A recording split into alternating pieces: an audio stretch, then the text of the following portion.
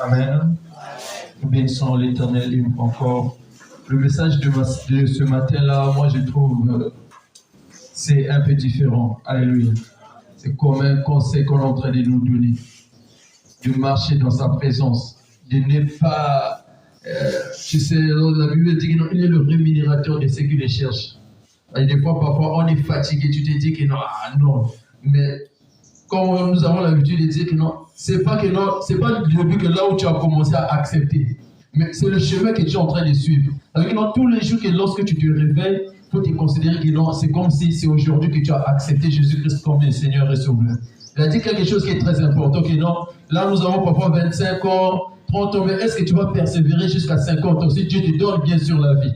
Est-ce que tu vas persévérer jusqu'à 60 ans? Parce qu'il y a des événements qui vont arriver peut-être en avance, parfois tu ne sais pas. Qui va dire que non, j'ai servi l'Éternel, mais ce qui m'arrive là, je ne peux plus servir l'Éternel. Alors que donc, ça veut dire que dans tous les jours que Dieu nous donne la vie, c'est une opportunité pour nous de servir, d'évangéliser, d'amener les âmes vers l'Éternel et de nous fortifier pour nous-mêmes. Parce que cette parole de Dieu, c'est comme la voiture. La voiture, parfois tu verras que non, il y a des jours, parfois ça marche bien, mais il y aura peut-être, tu peux dire que non, une année, j'ai une voiture, parfois une année, il n'y a pas de problème. Et ça, la canango bien.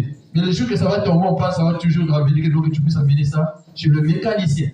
L'homme aussi, c'est comme ça. Nous, c'est la parole de Dieu. Lorsque on a des problèmes, lorsque rien ne va, tu es perdu. Ça veut dire que tu te poses la question, pourquoi seulement moi? Moi, comme pourquoi je te dis que non, là, je suis fatigué. Moi, je suis fatigué. Surtout que nous sommes dans un monde corrompu. Nous sommes dans un monde foutu. Où parfois tu verras que non, la pression de la famille, pression, je ne sais pas, baninga, c'est comme si tu n'es pas en sécurité. Alors nous avons besoin de Jésus-Christ.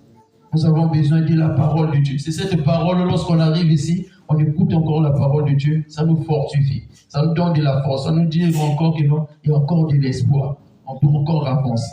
Amen. C'est très important. Nous avons besoin vraiment... Merci encore une fois encore le pasteur pour cette parole encore qui vient de nous nourrir encore ce matin. Nous bénissons l'Éternel pour la présence de tout un chacun ce matin. Nous voulons offrir à l'Éternel et continuer notre culte encore de ce matin.